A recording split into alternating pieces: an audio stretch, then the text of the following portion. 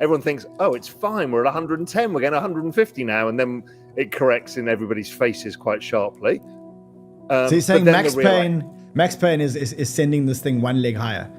Yeah, one leg higher in kind of disbelief, and then kind of trapping a bunch of new entrants in, and then it does the typical 30% correction in a week and a half, and everyone's like, holy shit, what is this thing I've bought? You know, why did my friend at Thanksgiving tell my, cousin at Thanksgiving tell me to buy this? It's gone down 30%. We've got to go through that sort of stuff. Then normally it should rally all the way through till US tax season. Bitcoin has been on an impressive rally recently, trading above $997,000, marking an all-time high. This surge can be attributed to several key factors: concerns about liquidity, a strengthening US dollar, and a growing institutional investment appetite. The rising adoption of Bitcoin by mainstream financial players is further driving its value upwards, and many are speculating that this bullish momentum will continue, with Bitcoin potentially reaching even higher levels in the near future. However, despite the excitement surrounding Bitcoin's price, Raoul, a renowned economist, has cautioned that a significant correction could be looming. In an interview with RAN, Powell predicted a sharp pullback that might surprise many traders. He believes that while Bitcoin's upward trend is strong, market volatility and regulatory changes could trigger a sudden shift in momentum. November closed with Bitcoin hitting a new historical milestone at $96,400, marking its second best month of 2024 with a gain of over 37%. This impressive performance has led many to speculate on further gains, but some, including Powell, remain cautious. Supporting this view, economist Carl Menger commented that Bitcoin's current surge is just the beginning. A chart shared on X also highlighted bullish signals on the monthly relative strength index RSI, suggesting that while a pullback is likely, the longer-term outlook for Bitcoin remains positive. Let's watch clips from the interview for further insights into Raoul Pal's conversation. Yeah, that's the one that's going around Twitter right now. But the person who put it up copied our chart, but he used, I think, an 8-week or 8-week lead. We think the best fit is the 12-week lead. Now, who knows who's right in this, right? This is, we're all fitting patterns and hoping it works. But generally speaking, for me, this is a rerun of 2017. It's very similar. And that peaked out end of deck, fell 35% in Jan for like 3 weeks, and then rallied. So your hypothesis, I think, is right. I actually think it probably gets to the kind of 110, 120 first, but it's pretty 50-50 which chart works. But really what it's saying is liquidity, because of the dollar going up ahead of the election, because of rates going up ahead of the election, and the fears about Trump and fears about tariffs and stuff like that, what was causing that issue, and that does lead crypto prices. So a strong dollar, as we know, is a wrecking ball because it's tightening financial conditions. It's tightening financial conditions. So that correction was the strength of the dollar. So money supply is increasing, but it was being offset even more so by that recent spike in the dollar, which I think is reversing now. I think Scott Bessent being put into the Treasury is likely to believe in a weaker dollar, likely to believe in lower rates.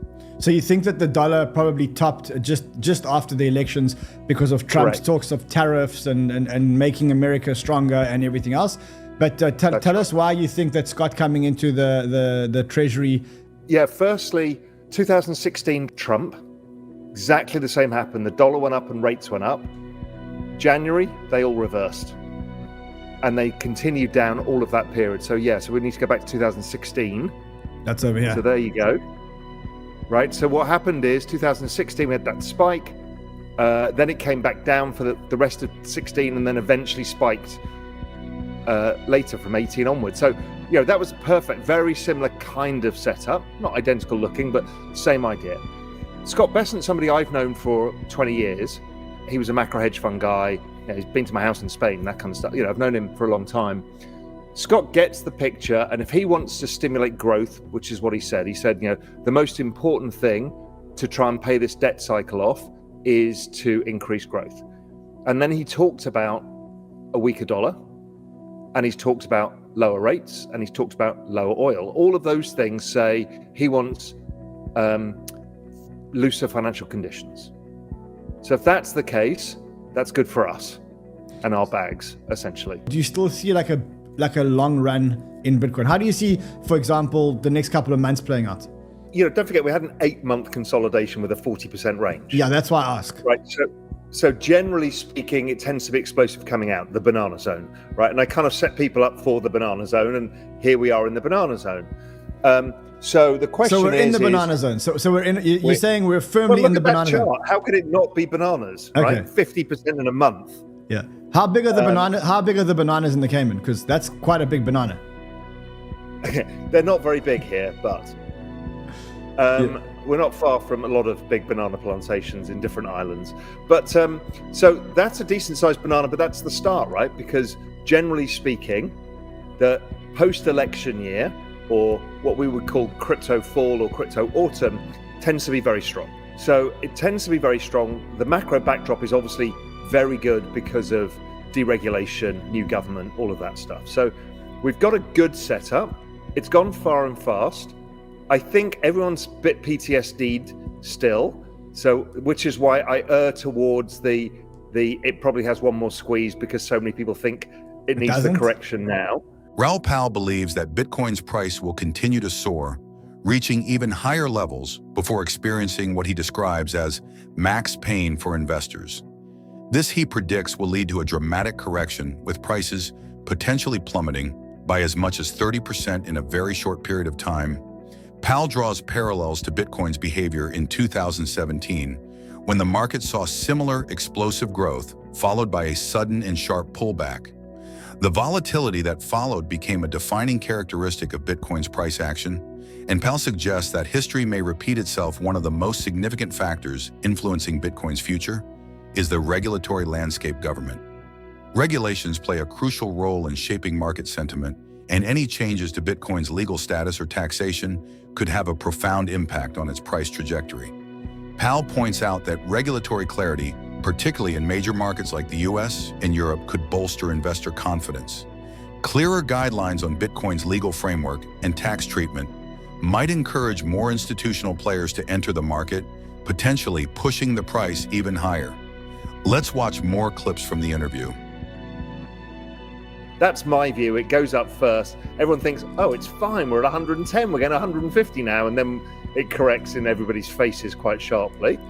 You're saying max pain is another leg up. That's what you're basically saying. Max pain is sending this thing one leg higher. Yeah, one leg higher in kind of disbelief, and then kind of trapping a bunch of new entrants in, and then it does the typical 30% correction in a week and a half, and everyone's like, holy shit, what is this thing I've bought? Why did my friend at Thanksgiving tell my cousin at Thanksgiving tell me to buy this? It's gone down 30%. We've got to go through that sort of stuff. Then normally it should rally all the way through till US tax season, which is April. So that's April.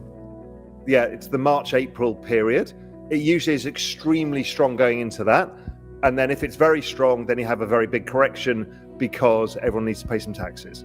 And then normally what happens is it corrects again. So you can see it there in 2021. It then had a 50% correction that time. And I'll come on to that in a sec.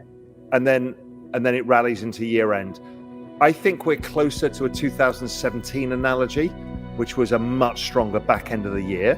I think people have real PTSD from last time. And I was actually going through this morning, what was the key factor that caused the stunted cycle last time? It's because the speed the business cycle went up straight out of recession, and how fast financial conditions peaked. They peaked in March of 2021, and the market essentially peaked there with the second attempt at rally. 2017 peaked way towards the end of the year. So it was just the weird setup of the post-COVID, inject all the liquidity, then, oh my God, we need to withdraw it. That setup, I think, caused that cycle, while 2017 and 2013 were more similar. Okay, and so that means a correction over the summer, and then a big rally into year end. I'm not sure ETH will outperform Sol, but I'm pretty sure from now on, ETH outperforms Bitcoin. cast your mind back to 2020. Yes, it was I remember. November 2020 that ETH really started outperforming Bitcoin. Yeah, and I think SUI outperforms Sol. So that's my risk stack. So the least risky Bitcoin starts to underperform. Now we're getting to alt season as Bitcoin dominance falls. ETH will do better, but Solana is earlier in the adoption curve, so it does better. SUI is earlier than the adoption curve and riskier, so it does better. So I don't know if you've been following the monthly chart of Doge Bitcoin. That's Bitcoin. the ugly truth that nobody wants to talk about, is really Doge has been outperforming Bitcoin in its existence. And it's just, so look at the monthly chart since the beginning. Okay, so let's look at that and look at the monthly chart since the beginning. Here it is. So it came out, it corrected, it outperformed, it's causing a flag. I mean, it has outperformed Bitcoin since it came out by 500%. So what are we saying here? That Doge is harder money than Bitcoin? Is that what we're saying? Oh, it's sorry. Outperformed Bitcoin by 160x. Well, 1,650%. That's crazy. Okay, that's something. That's so 16x. We may joke about this, but it's been harder money than Bitcoin. November 20th, 24 was a historic month for Bitcoin, with the cryptocurrency surging by 37%, but it's Powell's analysis that has traders on edge. He believes Bitcoin is primed to hit a local peak of $110,000 by January 2025, setting the stage for even more explosive gains.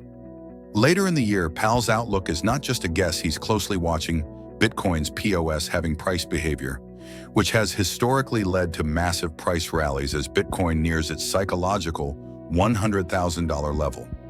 Powell's predictions grow bolder. While Bitcoin briefly touched $99,000 in late November, it retraced back to the $96,000 to $98,000 range, proving the journey to $100,000 is no easy feat. What's even more mind-blowing is Powell's long-term forecast. The $110,000 peak could be just the beginning.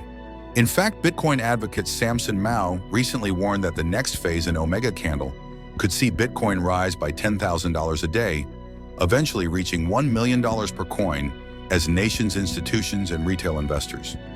Pyle and Raoul Powell's bold predictions are setting the stage for a new era in Bitcoin, one where the crypto market could rewrite the rules of wealth. But the big question is, are we truly on the brink of a Bitcoin revolution, or is this just the calm before a monumental crash? Don't forget to like and subscribe to the video, and let's keep the bull run going.